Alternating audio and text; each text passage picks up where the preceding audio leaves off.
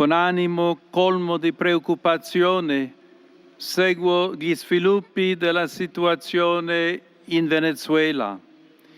Il bene dell'amato popolo venezuelano deve prevalere sopra ogni altra considerazione e indurre a superare la violenza e intraprendere cammini di giustizia e di pace, garantendo la sovranità del Paese, assicurando lo Stato di diritto inscritto nella Costituzione,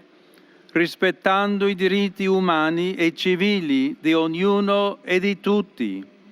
e lavorando per costruire insieme un futuro sereno di collaborazione, di stabilità e di concordia, con speciale attenzione ai più poveri che soffrono a causa della difficile situazione economica.